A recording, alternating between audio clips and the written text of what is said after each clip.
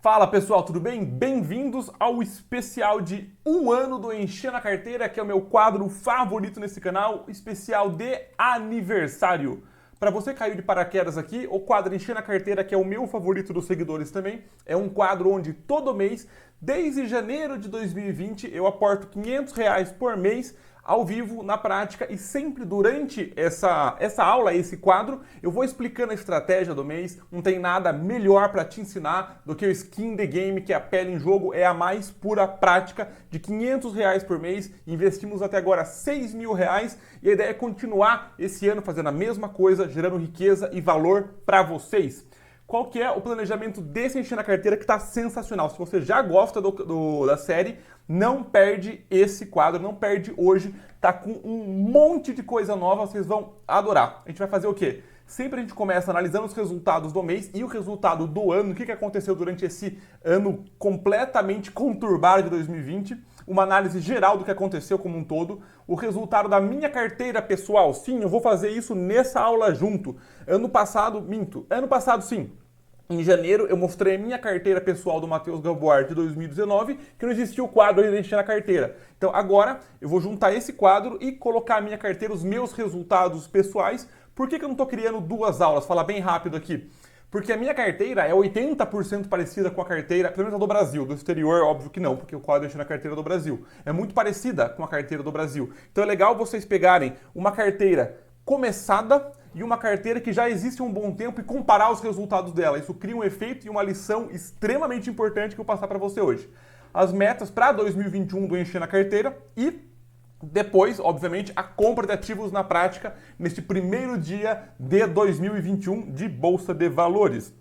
E se você gosta desse conteúdo, está me conhecendo agora, se inscreve no canal, deixa o like no vídeo, caso você goste do conteúdo, claro. É a melhor forma do YouTube e eu entender que você gosta desse tipo de conteúdo, me ajudar a criar mais. Se inscreva em todas as minhas redes sociais, no Instagram, no Telegram, todo dia uma sacada bem legal por lá, você não vai se arrepender se você está buscando educação financeira, aprender sobre investimentos. E está aqui embaixo também o link para download dos meus e-books. O Guia do Investidor de Sucesso, Investimentos no Exterior e um monte de planilhas para ajudar você. Então, sem mais delongas, vamos lá. Começamos sempre aqui, sempre é ótimo, né? Com o nosso resultado do mês. E bora lá aqui, ó. Vamos lá, pessoal. O que aconteceu neste mês de dezembro, a nossa carteira em relação ao Ibovespa? O Ibovespa em dezembro teve uma alta bem expressiva de 9,3%. Foi uma alta bem interessante, um rally de fim de ano. E a nossa carteira, não como os outros meses, que a nossa carteira costumava ter um desempenho um pouco pior que o Ibovespa, quem acompanha a série entende o porquê, a gente teve um desempenho melhor. A gente teve um retorno de 11,69% contra 9,3% do Ibovespa. Então isso aqui foi algo bem interessante para a gente conseguir analisar e entender que não é porque uma carteira é mais protetiva que ela sempre vai render menos. Da mesma maneira, não é porque uma carteira é mais protetiva que ela sempre vai render menos, perder menos no total também. Mas olhem que curioso isso daqui. Nós começamos a investir no Ibovespa quando ele estava a 116 mil pontos e 33. Legal? O Ibovespa fechou o ano em 119, 117. Ou seja, ele teve um ganho total, desde o nosso primeiro aporte, de 2,57%. Ele fechou o ano em 3%, se eu não me engano. Só que a nossa carteira fechou o ano com mais 14,35% acumulado. Então, nós tivemos um ganho de quase 12% acima do Ibovespa. Matheus, é porque você escolhe ativos muito bem, você sabe de alguma coisa que as pessoas não sabem? Não, isso não tem absolutamente nada a ver com este resultado. Este resultado, ele deriva de duas coisas extremamente importantes que eu vou abordar ao longo dessa aula. Eu já abordei ao longo dos outros 11 Encher na Carteiras, mas eu vou compilar e explicar para vocês o porquê que esse efeito acontece, como que você consegue criar esse efeito na sua carteira também. Então não perde, que está muito legal a aula de hoje. Vamos voltar aqui para o Excel. Voltando. Vamos lá. Então faltou alguma coisa aqui? Acho que não, foi o geral. Em termos de rebalanceamento, a minha meta é ter 60% da minha carteira em ações, 25% em fundo imobiliário e 15% em ETFs, no caso, em VVB11. Colocamos um valor meta de atingir R$10.000 de ações, por consequência ficam esses valores aqui para FIIs e ETFs, e estamos hoje com a carteira com 15%... Ah, tá invertido isso daqui, deixa eu arrumar. Agora sim, atualizei, não estava puxando errado. Então, com 61% em ações, achei estranho, estava muito alinhado, agora estava mais. 26% em fundo imobiliário e 12% em ETFs. Estamos com R$ 4.200 em ações, 1.800 em FIIs e 840 em ETFs, no caso VVB11. Se olharmos aqui os principais ativos, eu não vou hoje analisar por aqui, pessoal, porque eu coloquei na apresentação com fechamento de fim de ano os destaques, as carteiras, os investimentos, tanto das ações, quanto do ETF, quanto dos fundos imobiliários. Eu vou deixar aqui a imagem na tela, porque eu sei que as pessoas gostam às vezes de tirar um print para dar uma analisada, então eu vou passar por aqui com vocês. Mas vamos então para análise do que aconteceu com a nossa carteira em 2020. Tá muito legal essa aula, bora lá.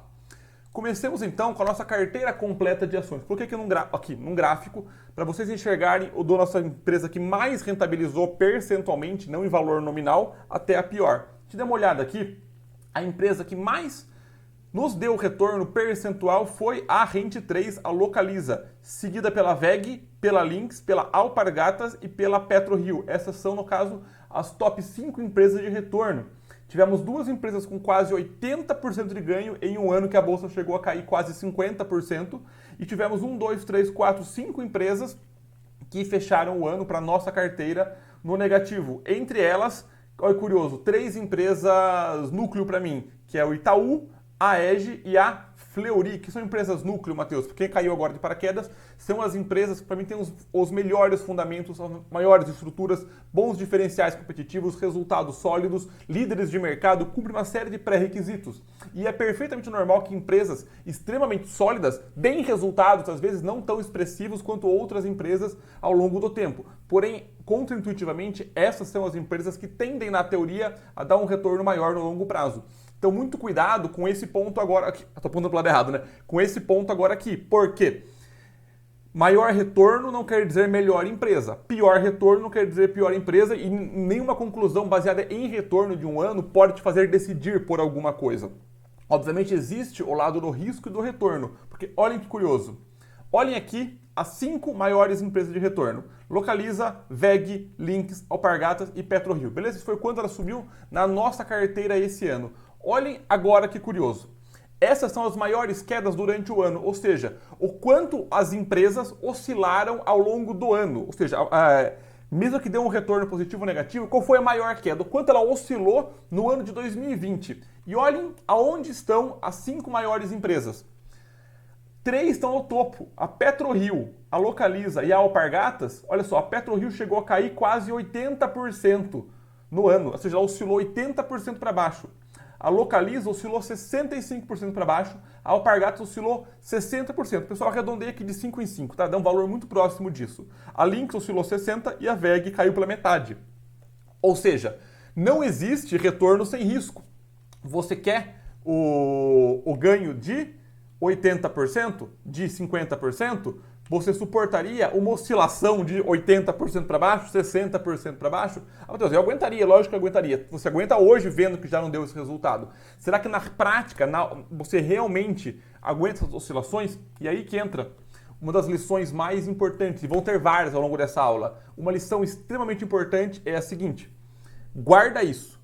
O motivo pelo qual você entrou em uma empresa é exatamente o motivo pelo qual você vai sair dela. Se você entrou por preço, você sai por preço. Se você entrou para ganhar, você sai porque você perdeu ou porque você ganhou. Se você entrou por fundamentos para o longo prazo, você sai se perder fundamentos para o longo prazo. E um ano, pessoal, não é prazo para nada. Um ano não é prazo, um semestre não é prazo. Só que imagina você entrou numa empresa, está vendo que estava subindo 80%, podem dar uma olhada no vídeo de 2019. A empresa, uma das que mais rendeu ano passado, foi também a PetroRio. Imagina quem entrou na PetroRio no começo do ano, assim como eu entrei no Encher na Carteira, perfeito, e ela caiu 80%. Você sai fora se você não tem fundamentos, você entrou com uma mão muito pesada na empresa, você não acredita no modelo de negócio, não está por longo prazo, e aí você perdeu um dos maiores ganhos. Então, você entrar numa empresa por fundamentos te faz ficar ou sair se eles sumirem ou não. Mas muita gente mesmo entra, a empresa está subindo muito, vou dar uma olhada, vou ver o que ela faz, e não é assim que funciona. Você tem que entender o que analisar em uma empresa, e é óbvio que não é o intuito dessa aula de explicar o que analisar numa empresa, é te dar uma noção macro do que aconteceu com o mercado, e essa ser uma base para você se estruturar nas suas decisões, mas olhem isso daqui. Guardem essa imagem. As empresas que mais oscilaram são as empresas que mais deram um retorno. O risco e o retorno, eles tendem a dar de mão dada. Mas isso é por prazo de um ano, ok, pessoal? No longo prazo, o comportamento ele é um pouco diferente do que está acontecendo aqui. A ideia é ser o mais didático possível. Até aqui entenderam? Todo mundo comigo? Show de bola. E olhem isso daqui é um prego no caixão para quem não quer diversificar. Aqui é a contribuição para o ganho da minha carteira em percentual e acumulado. Como assim, Matheus? Vamos por partes. Vamos lá. Agora sim, já entrando valores nominais, ok? Do quanto eu tinha investido. Do total do meu ganho do ano, 30% do meu ganho, ok? 30% do meu ganho veio só da VEG. Ela contribuiu com 30% para o meu ganho. E aqui, pum, 30%. Mais 20 e tantos por cento do meu ganho veio só da PetroRio. Mais, 14% veio da Alpargatas. Essa linha aqui mostra o acumulado e até que M Dias, Itaú, EGE e Fleury tiraram um pouco do ganho, mas no final fecha em 100%, entenderam? Essa linha aqui vermelha é o acumulado do ganho e as barras aqui em azul é a contribuição individual de cada empresa. Perfeito? Perfeito, Matheus. Qual que é a conclusão disso? Dê uma olhada. Olhem que curioso. 80% do meu ganho veio de 22% das minhas empresas. Vieram de 5 empresas das 23 que eu tenho. Olhem como que fato interessante. Quem conhece aqui Pareto, que é a regra do 80-20, que diz que 80% do seu resultado vem de 20% das coisas que você faz, também se aplica para praticamente tudo na vida. 80% do meu ganho veio de 20% das minhas empresas. Vieram dessas 5 empresas. Então imagina de repente o seguinte cenário, que eu não tenho essas 5 empresas. Eu quis concentrar em 7 empresas, 10 empresas específicas e deixei de fora alguma dessas. Olha só, 5 empresas contra 18. Essas 18 resultaram em 20% do meu ganho e 5 resultaram em 80%. Então se eu tivesse só essas 5, o meu ganho ia ter sido muito maior do que todo o restante. Mas Matheus, por que você não concentrou? Não são as melhores empresas? Não.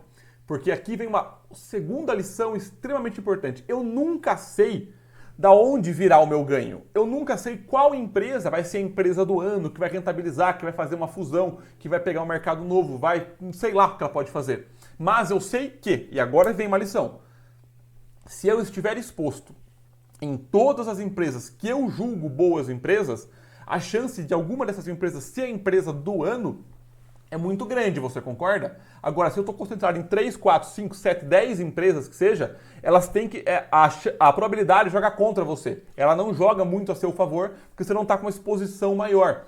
E isso é uma metodologia de investimento. Quem aqui já leu o One Up no Wall Street, que a tradução é o jeito Peter Lynch de investir, está até aqui atrás, num desses livros. O Peter Lynch chegou a ter mais de 1.000 ativos na carteira dele, quando ele era gestor de um fundo. E ele gostava de um ativo, ele pegava. E ele teve um resultado, inclusive, superior ao Buffett no longo espaço de tempo. Não quer dizer que é melhor nem pior. Só estou falando que não tem um limite de empresas para você ter. O mercado não te dá um prêmio por concentrar em 2, 3 empresas. Porque diversificar é de graça. Você não tem nenhum prêmio por correr um risco maior. Esse é um risco insensato. O risco é na empresa. Para você concentrar numa empresa, você não necessariamente vai ter um retorno maior. Aliás, tem grandes chances de você ter, inclusive, um retorno menor. Por quê? Você nunca sabe de onde vem o ganho. E só para complementar, olha que curioso, metade do meu ganho veio de 2 empresas. Da VEG e da PetroRio. 50% do meu ganho veio de menos de 10% das minhas empresas. Então guarda isso no seu coração. A ideia é diversificar nunca é demais, porque você nunca sabe de onde de fato vai vir o seu ganho. Ano que vem não sei se pode ser a Porto Seguro, pode ser a Raio Drogasil, pode ser a Zetec, não tenho a menor ideia. E você querer ficar sempre no que está subindo mais, vai te fazer ficar fora da festa que não começou e entrar no 5º lote da festa que está acabando. Entenderam o raciocínio? Show. Continuando. E olhem isso daqui. Esse gráfico aqui me chamou muito a atenção. Vou explicar para vocês. Aqui em azul está a variação dentro da minha carteira, ok? Da carteira do Enchendo a Carteira. O quanto cada empresa rentabilizou ou perdeu. E aqui em vermelho está a rentabilidade do ano de cada empresa, de 2 de janeiro a 30 de dezembro, entenderam? Em azul está a minha rentabilidade, porque eu investi ao longo do ano eu investi mais do que uma vez, tá? O quanto eu rentabilizei com aquela ação minha, e em vermelho está a rentabilidade da empresa ao longo do ano. Entenderam isso? Matheus, por que você mostrou isso para mim? Por algumas coisas. Primeiro, já de cara, vocês notaram que o gráfico, as barras não estão acompanhando. Algumas estão maiores, menores. Por quê? O quanto você rentabilizou depende do momento que você investiu. E a gente está investindo há um ano. Então, naturalmente, as barras vão estar muito desconexas. No longuíssimo prazo, a rentabilidade acumulada vai ser parecida com a sua. E esse gráfico aqui pode dar a ilusão de que existe um momento ideal para comprar uma empresa. E vou provar para vocês que não existiu o momento ideal. O momento ideal é comprar sempre. Porque vão ter empresas, voltando aqui para o gráfico agora, como por exemplo a VEG, que subiu 120% no ano, mas na nossa carteira subiu 78%. A PetroRio, que subiu 50% na nossa carteira, ela subiu 112%. A própria TOTS, que subiu na nossa carteira, 3%, subiu 34% no ano. A Raia Drogasil, que subiu 13%, nossa carteira subiu 2% ou 3%. Então tem empresas que subiram mais do que a minha carteira. Matheus, então é sempre para entrar no começo do ano? Não, porque olha só, tem outras empresas também, que se você olhar aqui, a EZTEC teve uma queda, o Bradesco teve uma queda e a Ambev teve uma queda em relação ao começo do ano, e a nossa carteira teve um retorno positivo, acima de 20% nas três.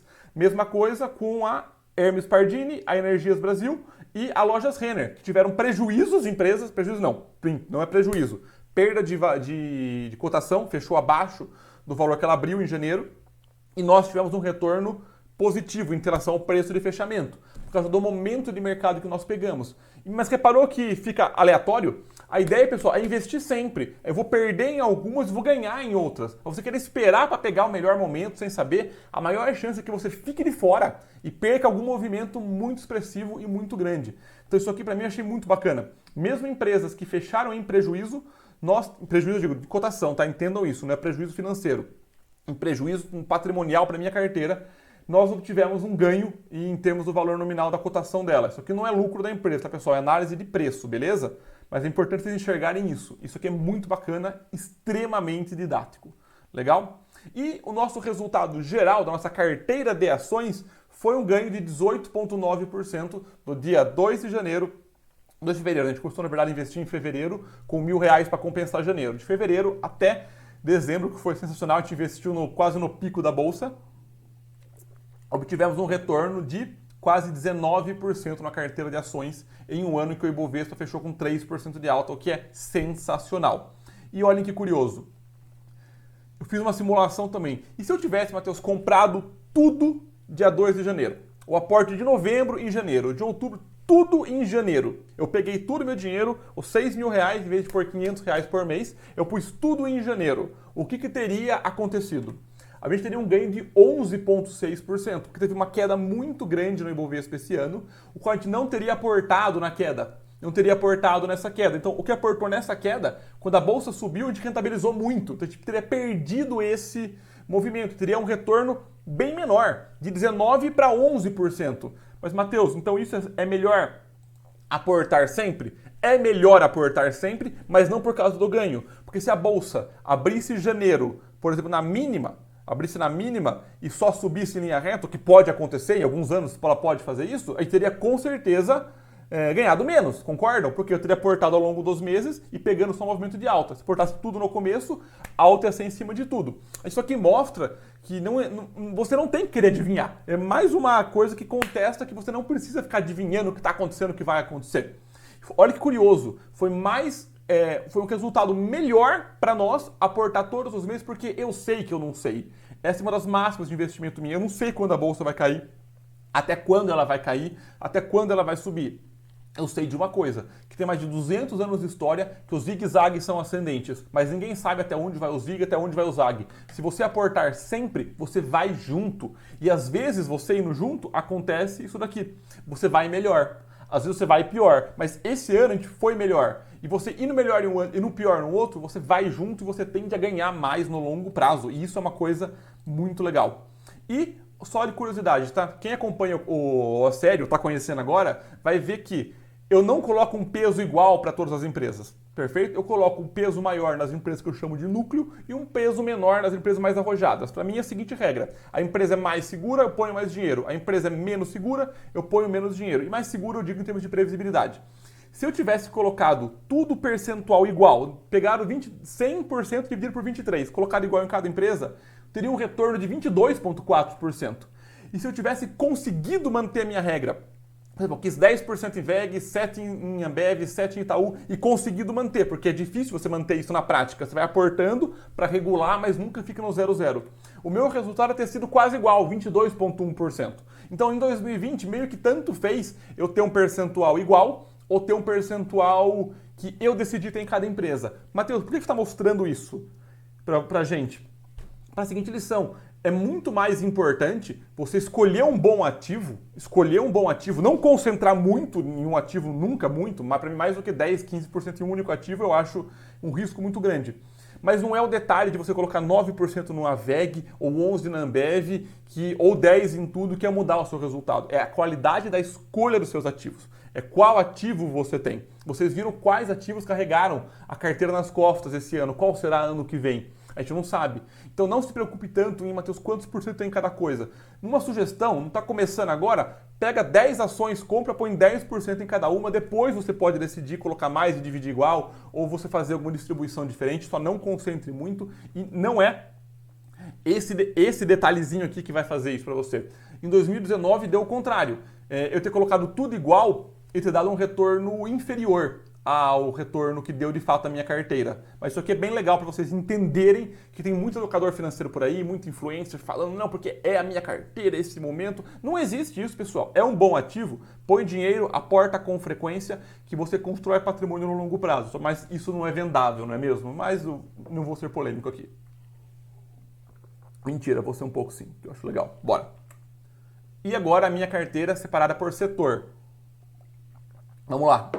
Essa aqui é a distribuição da minha carteira o Encher na Carteira. Estou com 19% em varejo, o setor que eu mais tenho concentração, apesar de ter algumas desvantagens. Vou explicar porque eu estou concentrado nele. Saúde, 13%, energia, 13%, banco, 11%. Então, em 4 setores, eu tenho quase metade da minha carteira. Maquinários, que no caso é só a VEG. Bebidas, que no caso é só a Ambev. Aí tecnologia, construção, alimentício, seguros, petróleo e, por isso, aluguel de carros e telefonia.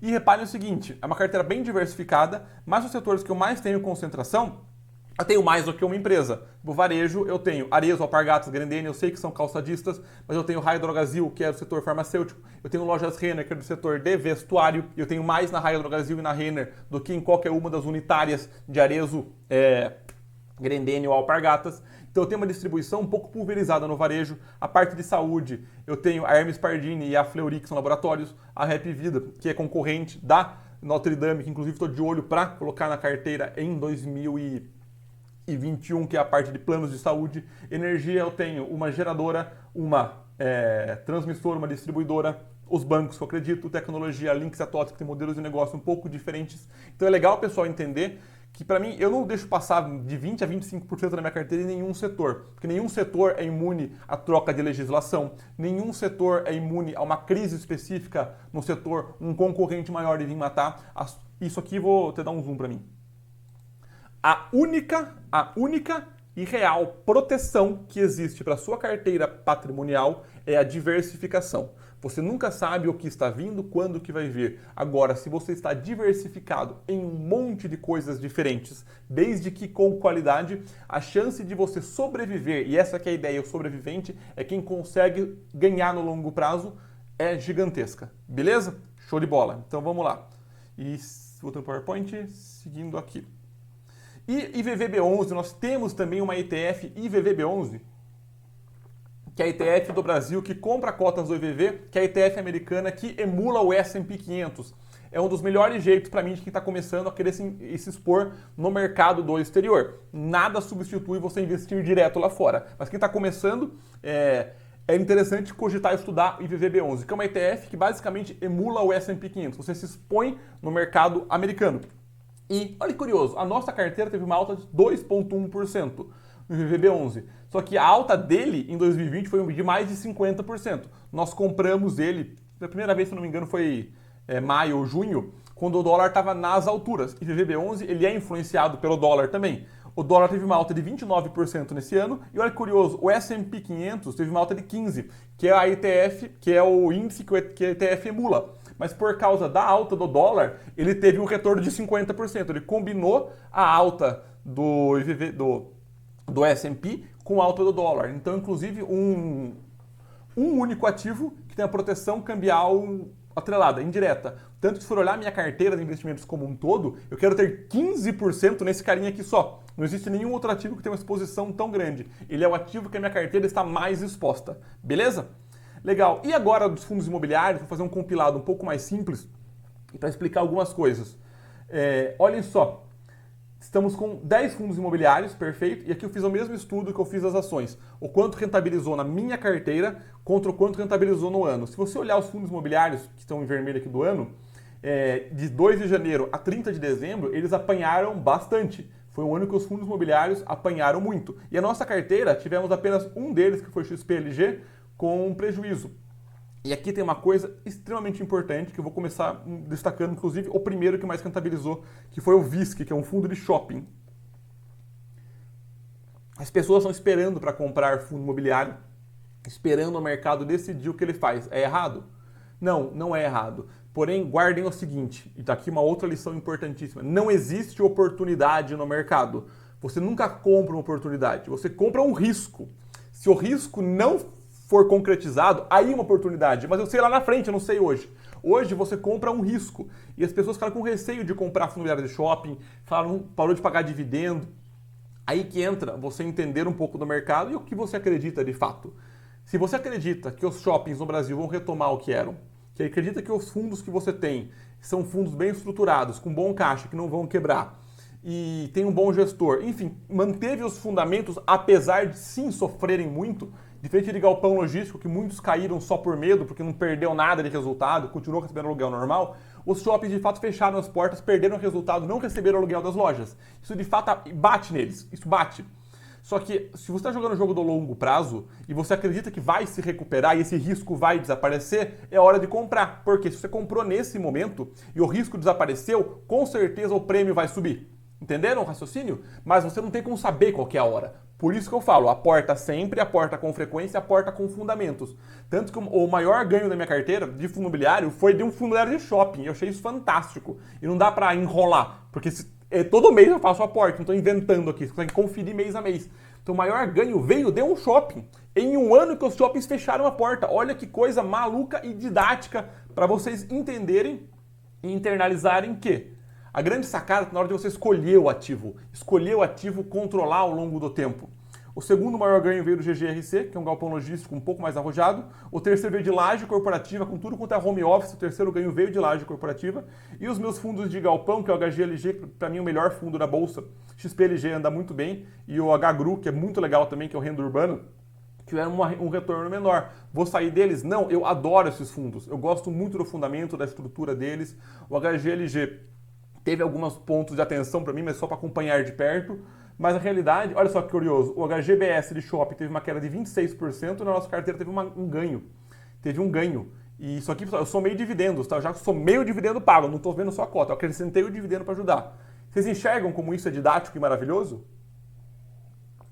E aí, aproveitar aqui e pegar o comentário de um amigo que fez no Instagram. Ele falou mais ou menos isso daqui, tá, pessoal? Mas, Matheus, como os fundos imobiliários, como é que eles são mais seguros que ações?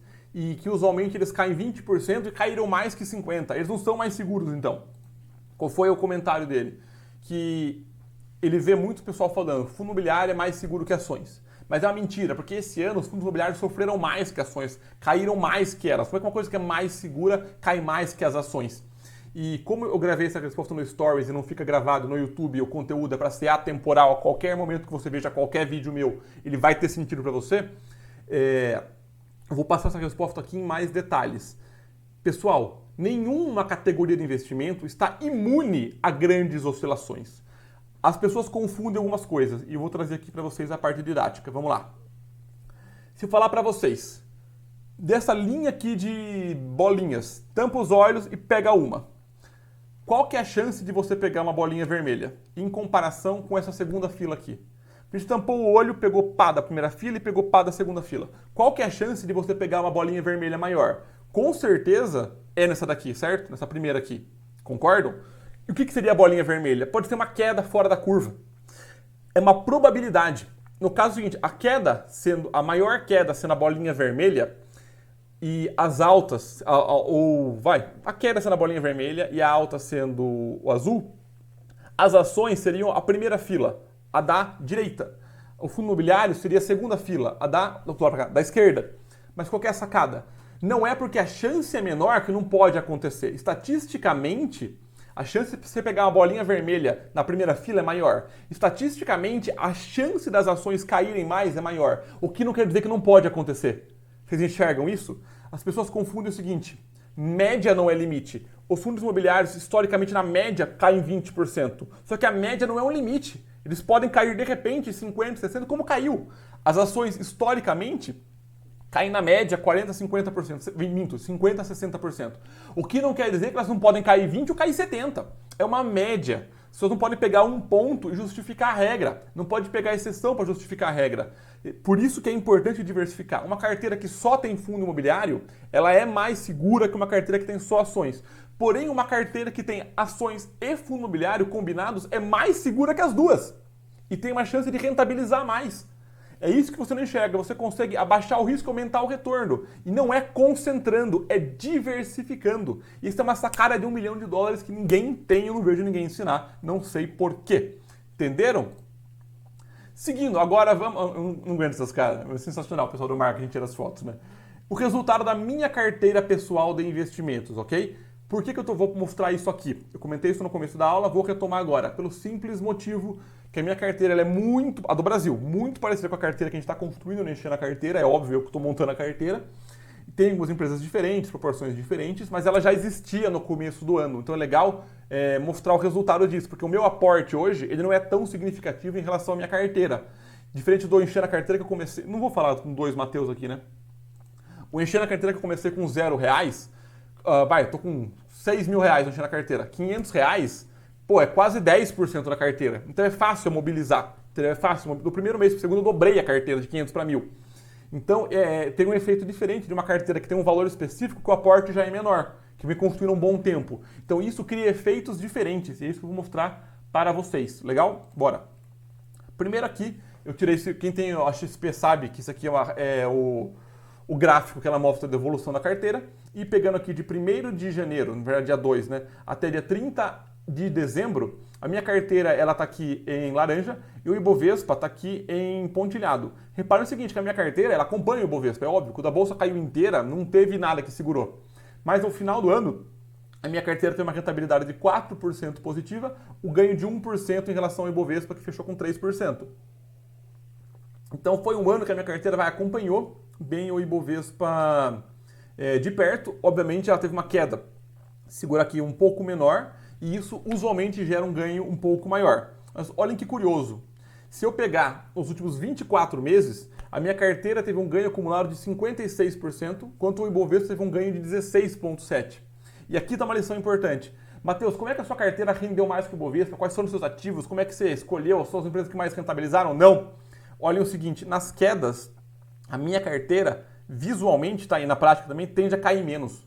É o cair menos que te faz render mais. É segurar a queda, que a recuperação ela é mais fácil. Eu acho que na carteira anterior eu detalho isso no 11 e no 10, tá? Eu detalho isso matematicamente falando. Tanto que, olha só, quando o Ibovespa inteiro entrou, ele ficou por 4 meses, até recuperar o patamar de janeiro de 2019, a minha carteira teve uma quedinha e voltou. Ela ficou por pouquíssimo tempo nesse patamar. Então a recuperação é mais fácil. Se você tem R$100 e perde 50%, para você recuperar é 100% de ganho. Caiu para 50%. Agora, se você tem R$100 e perdeu 10%, para recuperar é 11%. Então se o cara, imagina que você perdeu 10, ganhou 11, você empatou. O cara perdeu 50, ganhou 60. Ele está atrás de você, não na frente. Isso aqui é muito louco. E para provar isso, olha só que curioso. A minha carteira, se eu pegasse o mínimo do Ibovespa, que foi em março, não lembro o dia, tá? O mínimo. E ver o quanto minha carteira subiu e quanto o Ibovespa subiu, eu tô perdendo por 14%. Tô perdendo por 14%. Porque a minha carteira ela não sobe mais que o Ibovespa. Ela não sobe mais. Ela é uma carteira mais protetiva.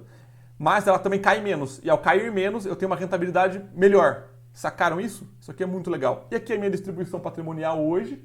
O que não tá, quem soma aqui vai ver que não vai dar 100%, mas é porque tem proventos a receber. E eu quero esse ano tornar 60% ações e 40% fundo imobiliário. Então vai ser um ano de aporte grande em fundos imobiliários. E falemos agora então, antes de irmos para os aportes na prática, opa, chutei a câmera aqui, para as metas de 2021 do Encher na Carteira. Quais são as nossas metas para este ano que vai entrar? Vou falar quais não são as nossas metas e quais são, porque eu vejo muita gente criando a meta que está no X, não a meta que está no certinho. A minha meta, pelo menos para Encher na Carteira de 2021, não é ganhar tantos por cento ao mês.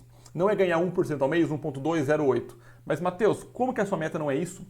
Eu vi já a aula sua, que você pega uma planilha e coloca 1% ao mês de ganho e simula quanto tempo demora para você chegar na independência financeira. Tá inclusive para download aqui essa planilha para você simular o quanto você precisa. Isso, pessoal, é um norte.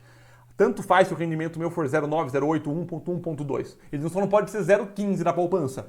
Mas tanto faz esse rendimento, porque o prazo e o aporte influencia muito mais.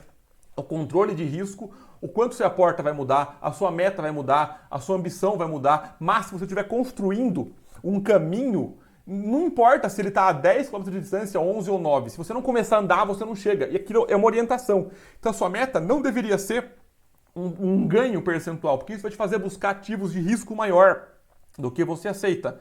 Já a minha meta é, de fato, controlar o meu risco, controlar o risco, controlar as minhas perdas, controlar no que eu me exponho. A minha meta também não é escolher as empresas mais rentáveis. Isso aqui é uma armadilha horrível de se cair. A minha meta é escolher as empresas alinhadas ao meu perfil. Ou se a empresa está fazendo, tem sentido com o que eu estou buscando, o nível de risco, o mercado, eu acredito na empresa, tenho orgulho de ser sócio dela. Não é rentabilizar mais com o Ibovespa, é perder menos nas quedas. E perder menos te faz ganhar mais. É buscar não é buscar empresas com alto pagamento de dividendo. Dividendo serve para nada. Tem inclusive uma aula no canal que chama Dividendos à Verdade, que eu explico por que dividendo para mim não serve para nada. E eu prefiro fazer o quê? Buscar empresas com bons resultados, principalmente lucro. Empresas com bons fundamentos, em bons mercados. É isso que eu busco. E por último, eu não busco aportar o máximo possível, tá? Cuidado com isso. Isso te faz não viver, não aproveitar o curto prazo. Eu busco aportar o planejado, que no caso, inclusive fiz uma votação com vocês, se eu mantinha o aporte em R$500 ou aumentava para 1.000, vocês votaram majoritariamente em manter em R$500, então aqui estou mantendo ele. Perfeito? E então, entenderam, pessoal? Show de bola? Então vamos agora para o nosso aporte do mês. Vamos decidir abrir aqui a internet e ver o que vamos comprar este mês. Bora! Abrindo aqui o site da Clear, pessoal, nós temos de saldo R$ 517,08. Então vamos anotar aqui na planilha da Encher na Carteira. Vamos lá, anotar aqui. Saldo R$ 517,08. Beleza. E por que a gente vai fazer esse mês? Esse mês a gente vai fazer um rebalanceamento. Como no nosso comparativo aqui, ó. Aqui, ó. A gente está com 60, 26, 12, está bem parecido com o que deveria estar de fato. Eu vou concentrar esse mês na compra de ações. E esse mês eu vou fazer uma coisa um pouco diferente que está ligado a eu conseguir rebalancear a carteira. Repare o seguinte, eu queria ter 3% da carteira em PetroRio. E eu estou com 10%, vocês concordam? Para mim está muito longe. Então eu vou vender uma ação da PetroRio para me ajudar a rebalancear a carteira. Ela é uma ação de risco e ela está muito longe do que deveria estar, então eu vou vender uma PetroRio. Isso vai entrar em saldo para nós. Entenderam por que eu vou fazer isso? No Encher na Carteira 11 eu explico porque você fazer o rebalanceamento tende a te dar um resultado muito melhor. Então vamos aqui para o site, vamos aqui para menu, Swing Trade, bora lá, carrega, esperando carregar. Aí, PetroRio 3, vamos venda de uma PetroRio 3. Deixa eu salvar aqui a minha assinatura, tomara que ela não apareça para vocês. Acho que não, ela não vai aparecer. Eu vou salvar e vender uma PetroRio. Vamos lá, salvar a assinatura, vender uma PetroRio, vamos vender, deixa eu abrir aqui o book de ofertas, vai vender a 72,01, vamos vender então. A ordem foi enviada com sucesso. Deixa eu ver quanto que vendemos a PetroRio. Vendemos a 71,89. Então vamos anotar no nosso Excel. Uma PetroRio vendida a 71,89. Vamos lá. Venda uma PetroRio 3 a 71,89. E isso vai entrar para o nosso saldo, concordam? Vai entrar para o nosso saldo. Beleza, então temos agora R$ 589 para utilizarmos. Quem vamos comprar? Eu vou fazer uma compra hoje de Ambev, EGE, Fleury e M Dias. Por que vou comprar estas? A Ambev, que é uma empresa núcleo para mim, que deveria ter 9% na carteira, está com menos de 4%. Então eu vou comprar para dar uma boa balanceada nela. E a EGE, a Fleury e a M Dias, que estão dando compra pela minha regra e estão em queda. Então eu vou comprar e isso consequentemente irá baixar o meu preço médio. Hoje eu vou fazer o cálculo com vocês de preço médio, pessoal. Eu sei que é um cálculo simples, mas alguns têm dificuldade, então eu vou fazer aqui hoje para nós. Legal? Então se eu dividir, vamos ver quanto eu comprei cada uma. M Dias está bem longe, né? A EGE que está mais perto. Opa, vamos lá. Então da Ambev, na teoria, se eu comprar mais 10 de curiosidade, ainda assim ela não estaria balanceada. Então a Ambev eu posso comprar praticamente à vontade. À vontade não, né? Vamos lá. Se eu pegar aqui a Ambev 3, quanto eu tiver comprado os 589? Se eu comprar R$200 de Ambev, vamos ver se eu consigo fazer isso. EGE, Fleury e M Dias. Vamos pensar aqui. EGE, Fleury e M Dias. A EGE, se eu comprar uma só dela, tá mais ou menos quanto o preço dela. A EGE está, vai. Se eu comprar R$100 da EGE, da Fleury, quanto que tá? Ela devia estar 7, está com 5, posso comprar, vai, uns 150. Aqui já somou 450, tá faltando mais, e o restante de M Dias. Então, beleza, é mais ou menos essas compras aqui que eu vou fazer. Vamos começar agora comprando mais ou menos R$200 de Ambev. Bora de volta para o site da Clear. Vamos lá. Matheus, por que você falou Clear desse jeito? Não tenho a menor ideia. Vamos lá. Clear. Vamos fechar aqui. Minimizar.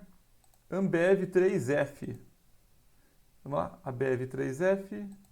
Eu quero comprar o que é R$200 de Ambev. Então vamos lá. 15, né? Vamos quanto dá? 13 Ambevs eu vou comprar a 205,40. Sempre legal que a Clear coloca aqui o lucro ou prejuízo já. Achei bacana isso. Então vamos comprar 13 Ambev a mercado. Comprar. Vamos ver nossa ordem aqui. Se foi executada. Foi executada. Mais detalhes. Compramos a 15,80. 13 Ambev a 15,80. Então vamos anotar no nosso Excel. Compramos 15 Ambev a 15,80. Deixa eu só colocar aqui a cor branca para dar certinho, né? Então nós compramos ao total 15 Ambev a 15,80. Então nosso saldo vai ser igual a isso aqui, menos o que a gente gastou, né? Vou somar aqui o que a gente gastou. Legal, temos ainda 352. Vamos comprar agora.